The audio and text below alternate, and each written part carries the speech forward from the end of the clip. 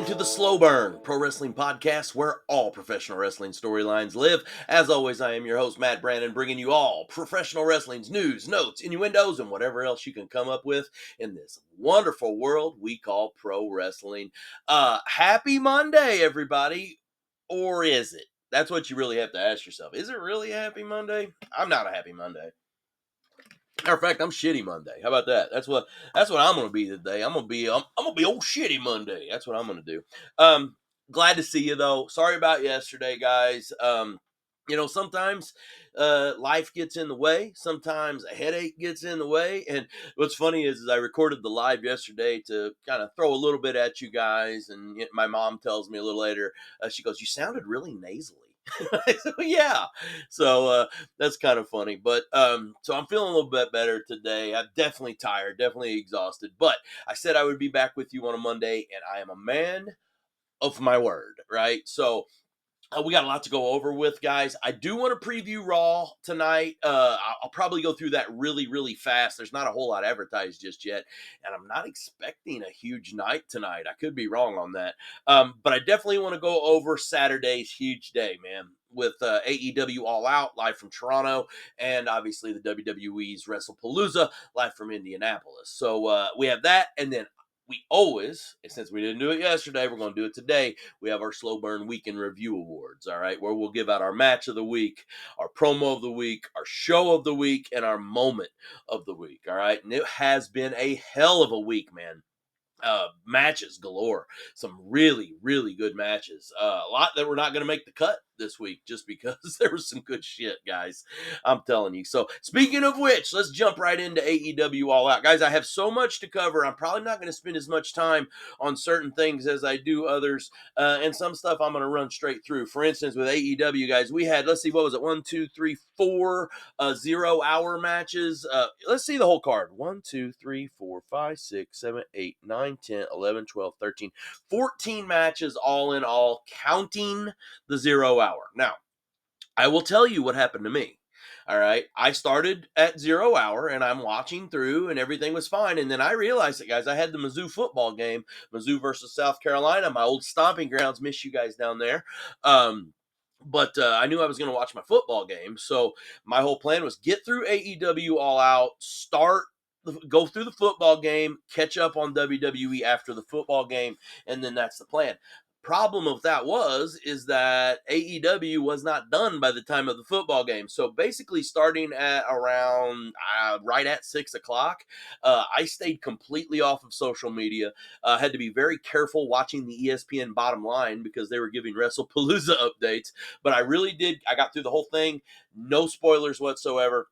Soon as the Mizzou win, which happens, sorry about that, Gamecock fans. I know I got a few of the 10 of you that actually are big Gamecock fans, and it happens. It happens that sometimes you just run into a superior opponent. So MIZ. So I ended up catching up the rest of, actually, it was the main event. I didn't get to the main event prior to the football game. So watch the main event. At that time, man, it was getting late. I did start WWE WrestlePalooza. Got about halfway through it, picked the rest of it up first thing in the morning, and then went and watched a really, really awesome youth soccer game. And great to see the greatest soccer player I've ever seen, Mac. Good job, baby. So there you go. But let's get to 0 hour. I'm not going to spend a ton of time here. Samoa Joe and Powerhouse Hobbs, they go over the Workhorsemen. Nice to see Augusta native Anthony Henry. Anytime we can see Anthony Henry on television, I'm happy with it. Hobbs had a little slam off thing going where he was just slamming JD Drake and Anthony Henry one right after another and one right after another. That's kind of fun. But it's a squash match, basically. Great match on the 0 hour with Daniel Garcia versus Katsuyori Shibata. Hard hitter. And this was a rubber match between these two. They've had a couple good ones already. This one was good. I really enjoyed this match. Matter of fact, as soon as it was over with, I was like, shit, that should have been on the main card. Like, that definitely should have been a main card match. I wish we had some story to go along with that. So, I don't know. And now that they've wrestled 3 times, I don't know if you pick anything back up soon, but I would be totally happy to see that happen again. Kyle O'Reilly, Roderick Strong, and Hologram, little combination of Paragon and the Conglomeration. They go over the frat house. I love seeing Preston Vance. Preston Vance can go. Other than that, this match was meh. That's all it was. It was meh. It was a filler. It was filler. Um, and then lastly, guys, on the 0 hour, we had Willow Nightingale, Harley Cameron, Mina Shirakawa, and Queen Aminata going over Megan Bain, Penelope Ford, and Triangle of Madness, Julia Hart, and Sky Blue. Matches was okay. I thought Willow looked good, but then again, I'm probably not the guy to say that because I think Willow always looks good. So there you go. Not just my hot take. I don't think it's that hot, actually. We'll just call it a take, right? All right, we get to the action, man. Main card. Um, great up and down card. There's so much. It was I will say it was long. All right, it was long. For me, it's not that big of a deal because I want to watch wrestling 24/7. Like that's who I am. It's what I want on television, right? Says the guy who stopped watching wrestling to watch a Mizzou football game. But at the same, like, for me, it was fine. But I will say, my wife, who's a huge wrestling fan, has become a bigger and bigger wrestling fan. It got long for her, and she's like, "How many more? Like, when are we getting to the main event?"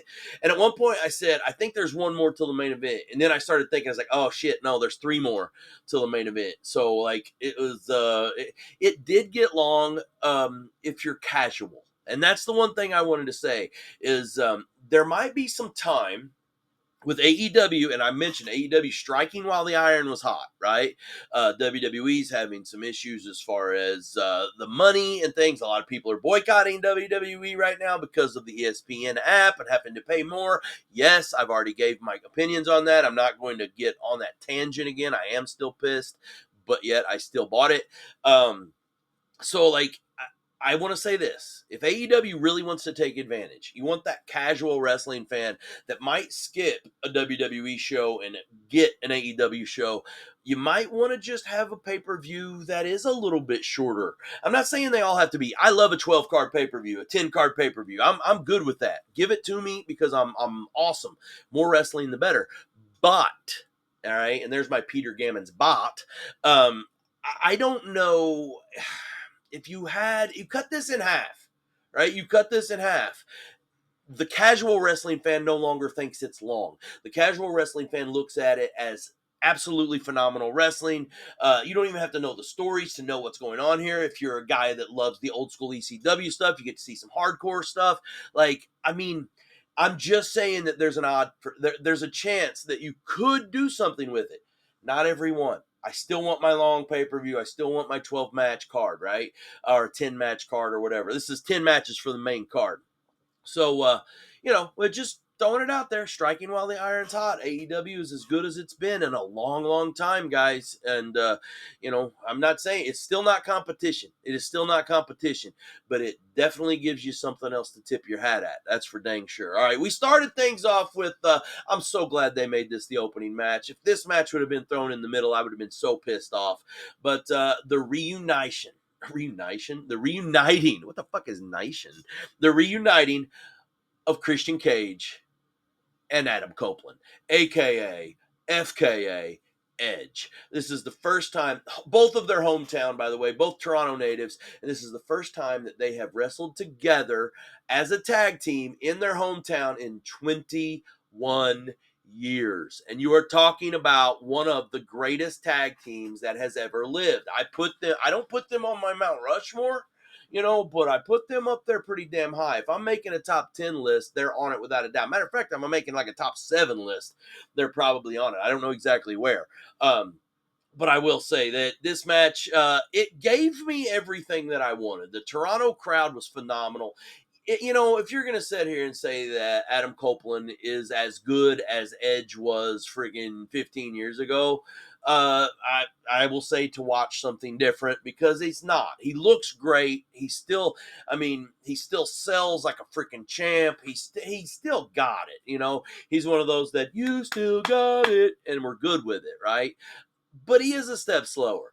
Christian Cage also a step slower, but just as good or better than he's ever been. I don't know. I enjoyed it. FTR, great opponents. I was so glad it got to be FTR versus these guys in their first match together. This whole thing worked out. We had a lot in this match. Beth Phoenix How about Beth Copeland? I'm sorry, she's not Beth Phoenix now. She's Beth Copeland. And she comes down, helps us with the Stokely problem. I love that. It just got me all in the feels. After it was over with, we have the Nick Wayne stuff, and then we have the beatdown. We'll see how the direction that this goes. This is far from over. I actually think that maybe we could see a trilogy out of this, out of FTR and Cope and Cage, or Cage and Cope, I'm going Cage and Cope. All right. But I could see a trilogy coming out of this. But as far as what I thought of the match, I thought the match was outstanding. I liked it. But I will say I'm looking at it through nostalgia colored glasses because of how much of a fan I was of Edge and Christian. I wanted to see him freaking posing is what I wanted to see. I just, it was freaking awesome. I loved it. All right. Next match, guys, after this. And by the way, I'm going to try to do this in order if I can. All right. But Eddie Kingston over Big Bill. Guys, I don't know. I am as big of an Eddie Kingston fan as anybody. Prior to him getting hurt over a year ago when we had the knee and the leg issues, what happened with Gabe Kidd over in Japan, New Japan. At that point, Eddie Kingston was my top guy in AEW. I was a bigger fan of Eddie Kingston than pretty much anybody in the organization. Not pretty much, outside of Tony Storm, I was an Eddie Kingston guy. I hate that all of this went down. I hate all the time that we lost with him because he was so hot at the time, especially coming off that match with Okada that he came off where he lost that Continental Championship, but still such a damn good match. I don't know if Eddie was ready here. And honestly, I don't know if the buildup for Eddie was ready for this. It missed something. And never has Eddie been accused of being the freaking Ultimate Warrior, right? We know that. He's the fighting man's champion. He's the regular man's champion, the blue collar man from Yonkers, right? But I just don't know if he was ready because I would say he was a step slow, but that would be about half about what I should say because he was about 2 steps slow. I thought Big Bill did a fine job. Eddie looked great in the striking stuff. It was nice to see the freaking machine gun chops. I love that. But Eddie Kingston is one of my favorite wrestlers, period. And I just don't think that this worked. I think maybe we should have geared up a little more for this. I think the story of it was a little more, especially, guys, this happened early. First match, we had Beth Phoenix return. Later on in the night, we know we're going to get somebody else return. I'll get to that when we get there. It almost was like this got a little bit lost in the sandwich between the other returns. So I don't know. Eddie deserves better. Big Bill deserves better. I will say after the matches, Eddie goes over. Eddie gets the win with a very suspect spinning back fist. But then afterwards, Brian Keith comes in, starts the beat down, and then enter Hook's new music. And Hook comes and makes the save. And to be honest with you, last week we had that issue with Hook where Hook says, I might be bringing somebody else with me. And we see who one of those somebody else is. This has the makings of being a very special faction. It really does. I hope that we add a couple more guys, and I could think of a couple guys that would fit in very good to this. I'll give more thought to that later on. But I'm glad to see Eddie back. The match itself was meh. Hook looked great. I like that part. I don't know. I think Eddie deserves better. This is not a downgrade to Eddie. This Eddie deserves more. So there you go. After this, guys, we had the big match, the tables and thumbtacks match, the TNT. Mark Briscoe over MJF. I would have lost the damn house. Somebody would have bet me on that one. There was no way in hell I thought that Mark Briscoe would win this match. MJF, I would think, is getting ready to gear back into title contention again. I would assume that right after this feud, he was going to go back in to some type of title picture. Now we know that that's probably not happening. The match itself was gruesome. I have said before, I love a hardcore match. I'm a huge fan of a hardcore match. I do not like thumbtacks. They make me cringe. The whole match, I'm going, and just I can feel the tacks. I do not like. Have you ever stepped on a damn thumbtack? It hurts, man. And I get it. I'm soft as mashed potatoes, but come on, man. but it was good. The whole match was good. MJF took more bumps than I thought he would, to be honest. Briscoe is a crazy man, and thank you very much, Mark Briscoe, for putting your life on the line for my entertainment. But I was just surprised. The match was really good. The match actually was outstanding. I just was surprised in the finish. I was very surprised that Mark Briscoe won that match. Now I'm curious where we go with this. Briscoe has called out the Callis family, so I guess we're going to go back and kind of hit that up. I'm thinking maybe Briscoe, Okada, maybe Briscoe gets into a little bit of a title picture here with the unified belt. I don't know, just something. But we know we're definitely going to be getting Callis family and Briscoe somehow, some way, and it looks like Briscoe has turned the page on MJF. So I ask you, what now with MJF? I don't know. We'll see. We'll see. There are possibilities out there. So go from there. Guys, after this, we had The Demand over the Hurt Syndicate. I told you guys this was their name, and now we knew for a fact because they did this. Demand, right? For the last couple days, it's Ricochet along with GOA. Was it Bishop Khan and Toa Leona? Couldn't think of Bishop Khan there's for a name. Great active on the internet. Love Bishop. Actually, it's Khan on Facebook. So not to be confused with the Wrath of Khan, right? So anyways, as I get completely off of target here, this match was okay. It was fine. I didn't think it was great. I didn't really have a whole lot to expect with it. I thought Shelton Benjamin looked strong in this match, and I thought Ricochet looked phenomenal in this match. But once again, guys, Toa Leona stole the show. Toa Leona stole the show. I think there's this guy could go on a run, man. So let's see what we get out of The Demand. To be honest with you, MVP looked okay. Um, Not really sure what this did for the Hurt Syndicate moving forward. You know, Bobby Lashley's he's gonna go on a singles run here, unfortunately. So we're gonna get that, but does that mean I get some more singles Shelton Benjamin? How about this? I'm throwing it out there. I want to see Shelton Benjamin versus Okada. All right, my fantasy booking match right now. That's what I want to see. Tony Khan, make it happen. All right, but after this, guys, we had the TBS Championship match, Mercedes Moné over Riho. Guys, I'm going to tell you, this match was not great. This match was not great. Mercedes, she retains. I'm not really sure the direction we'll go with Mercedes now. I'm thinking that we might be getting to where we're towards the end of a Mercedes run, but I say that, and then still wouldn't be surprised if we had another 2 years of it. But I would like to see now, because of what's going to happen here in a little while, I would like to see Mercedes get back into the world title picture now. And I'll get to that here in just a minute, right? But the match was not very good. It wasn't. Glad to see Mercedes get the dub. Okada, he retains the Unified Championship. I would have lost a bet on this one, too. The match, by the way, my God, what a great match. But we had Okada over Takeshita and Mascara Dorada. I love the beginning of the match where it was just like Okada and Takeshita are squaring off, and Dorada's like, hey, what about me? And then he gets shoved outside the ring. I thought that was a good piece of comedy, plus decent action. Takeshita and Okada are far from done. They are far from done. I think it will be Takeshita that takes this belt off of him. But here again, excuse me, I'm fantasy booking the hell out of Okada right now. So there you go. I don't know why. But I want to see more people with Okada if I get a chance. But Takeshita looked fantastic, and Mascara Dorada is so damn good. And I don't even know if he's gotten a win yet in his AEW stuff. You know, we know he's CMLL, right? But at the same time, he's been active, very active lately in AEW, and the guy just loses and loses and loses. Let's get him a freaking dub somewhere, right? But Okada retains. Great match. Really enjoyed it. Moxley over Darby.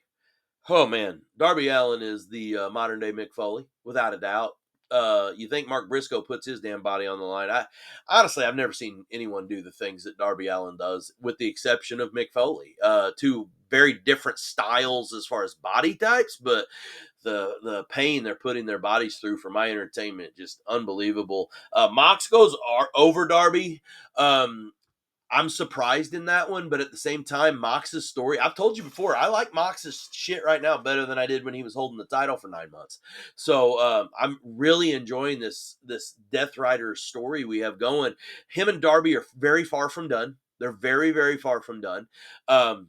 they'll go again. We might need a little bit of a break from this, just momentarily. At least give me like a week off of these people killing each other. But match was great, and I just again both of these guys, thank you, thank you. By the way, Moxley, quit getting stabbed in the head with a fork. It's gross. Um, Here's the other surprise, guys. Huge surprise. Biggest surprise of the night is Chris Statlander. She beat Tony Storm. She goes over Tony Storm, Jamie Hayter, and Tekla, and New. Now you see why I'm saying Mercedes getting back into a title picture here with Stat would be a lot of fun. Very surprised in that match. I know I need to get moving, guys. I'm running out of time. Brodito goes, they retain in the ladder match. Very entertaining match over the Young Bucks, Jet Speed, and Don Callis family. Afterwards, the Young Bucks hanging out in the ring, and who turns back up? Jack Perry. And who did Jack Perry bring with him? Luchasaurus. The Jungle Express is back, right? I'm a huge Jack Perry fan. I liked his heel work so damn good. I hope that we don't get Jungle Boy back. I want to keep Jack Perry. He can be a babyface and be a mean bastard, right? So let's see where we go with that. But such a talented guy in the ring. So we shall see. But Brodito goes over there. So Brodito retains still tag team champions. Hangman Page over Kyle Fletcher. Easily one of the greatest matches you're ever going to see. Definitely a match of the year candidate. Wow. Just wow. Kyle Fletcher is ready. He is big time, ladies and gentlemen. 26 years old. He's the future of the business. Let's just say that. Reminds me so much of Randy Orton, but more athletic, right? And that's the thing there, just the body type. But fantastic match. Hangman Page doing what he does. All right, scored the show an A-. I'll go ahead and tell you, show of the week, right? And I'll go ahead and tell you this: Hangman Page and Kyle Fletcher, match of the week. All right, go ahead and get those out of the way because I know I'm running short on time. WrestlePalooza, guys, scored it a B. It was live from Indy. Crowd was up and down. It wasn't the greatest show, but it wasn't bad. And they really brought out all the glamour for ESPN, all the bells and whistles. Loved the entrance stuff, by the way. The entrance ramp was badass. Started things off with a squash match. I was very surprised that Brock Lesnar just destroys John Cena in about 2.2 seconds. It's not ever close. Cena got a couple in on him, and when I say a couple, that's about it. Really curious to see where we go with this now. Brock is now, he's a badass. Let's see what he goes with it. And now let's see Cena crawl out from the underdog pile. There's really good story possibilities. Not sure if this is how I would have wanted Cena's little end to dwindle down. I think he'll get a little bit of a break. And then obviously he's got to come back and redeem himself. So Brock with the squash. The Vision over the Usos. I told y'all this was going to happen because Bronson Reed is phenomenal. The Usos, LA Knight was named as a special guest referee pre-show, by the way, which ended up working out. Jay Uso busts his head open, hits Braun in the back with a chair. Chair bounces off his back, busts him in the head. He got licked good. The match itself was okay. It wasn't a bad match. I thought the flow was good. And I want to see now Bronson and Braun get some chance at some tag team gold. I think that they'll have to win a few more matches, but the possibility is there. So we shall see. The women's match for the Women's World Championship, the vacant Women's World Championship, Stephanie Vaquer and New over Io Sky. I will tell you right now, this was runner-up for match of the week. Could have went to the Okada Takeshita. Could have went with earlier in the week with Sammy and Mello. But I'm telling you, the ladies, man, Stephanie Vaquer and Io Sky put on a freaking show. Really enjoyed that. Punk and AJ over Seth and Becky. Guys, this wasn't bad. It was fun. I thought AJ looked great. I thought Punk really played the role of the secondary really good. I love watching Becky and Seth work off of one another. This isn't over yet. It's probably going to now slide into some single stuff. I get a feeling we're going to get some AJ versus Becky for that IC title, and I hope we do. Wasn't 100% sure I wanted that until I saw AJ completely in the ring, and she looked great, by the way. Yeah, she even gets the finish, right? So I'll take it. I will take it. Again, the match, it's not going to win match of the year, and we know that, but it definitely was a good, entertaining, fun match. I have no bad marks on it completely. Main event, guys, we had, before the main event, by the way, the bell tolls, right? Here comes Taker. The American Badass comes out. And I'm like, what the fuck is going on? And then I saw where he went, and he goes and he stands right outside a very little special ladies area. And I literally looked at my wife and I said, he is getting ready to tell Stephanie they're going to induct her into the Hall of Fame. And then I thought, is it too early? No, that's exactly what's happening. And that's exactly what happens. The Undertaker lets Stephanie know that she will be the number one, the first inductee for next year's WWE Hall of Fame. So congratulations to the $1 Billion Princess. All I can say is, when Shane O'Mac get his turn, right? Here comes the money. So we'll see what happens there. Main event, guys. Cody over Drew. Good match. Good match. Cody and Drew work really, really well together. I just thought that the finish was a little rushed. They've had better matches. This is not over, I don't think. I'm not really sure how Drew can come back off of this, though, like right away. We've got to have a little bit of time, I think, in between. Cody tonight will be on Raw, by the way, so maybe we'll get an idea of what's going to happen next. But Cody and Drew work really well together. I'll never be upset by that. Loved the sign about the dashing ones, by the way, I saw in the crowd. So overall, like I said, guys, WrestlePalooza scored it a B. Not bad, not great, but not bad. So we are into the ESPN era, guys. Remember when we were just in the Netflix era a while back? Well, here we are again. So it is what it is. Let's do our week in review awards before we run out of time. Again, match of the week: Hangman Page over Kyle Fletcher on All Out. Runner-up was Stephanie Vaquer and Io Sky on WrestlePalooza. Promo of the week: John Cena on Raw, spitting fire this week. My runner-up was Cage and Cope with FTR on Dynamite this week. Show of the week: All Out. It was my only A- show of the week. Fantastic. And I gave Raw actually the runner-up this week. I thought Raw was hot this week, right? And then my moment of the week, guys, I gave my moment of the week to 21 years of absence in their hometown, Cope and Cage. I mean, Cage and Cope tagging up right there. Let's just call them who they are. They're Edge and Christian, folks. By the way, Edge doing the shout out to John Cena in the match and the crowd chanting Cena. That, as a wrestling fan, that shit was special. If you didn't get a chance to watch it, you need to watch it, right? My runner-up for moment of the week was Punk and AJ getting the dub. So there you go, getting the big win. Guys, tonight on Raw, live from Evansville, Indiana, what do we got? We got Penta tagging up with the War Raiders. They're going to take on New Day along with Big G, Grayson Waller. We're getting Bayley. We're going to get to see some full Bayley action. I wonder what character it'll be. I wonder what personality it'll be, as Bayley's going to take on Roxanne Perez. I'll go ahead and tell you, this is going to be a hell of a match. We'll see Stephanie Vaquer coming out as women's champion. Super awesome to see her. And like I said, Cody Rhodes will be joining us on Raw tonight as well. Been a while since we've seen Cody on Netflix, so that'll be pretty nice. And guys, I will be back with you tomorrow for my Raw recap, unless something crazy happens. And I can't foresee any of that, but you just never know in this crazy world. So I will be back. I'll recap tonight's Raw. I'll also preview tomorrow's NXT, and I'll just drop all kinds of wrestling knowledge on you, because that's just what I like to do right here on the Slow Burn Pro Wrestling Podcast, where all professional wrestling storylines live. And folks, remember, in this world, we're wrestling everything. So stay on top. Thanks for joining us on the Slow Burn.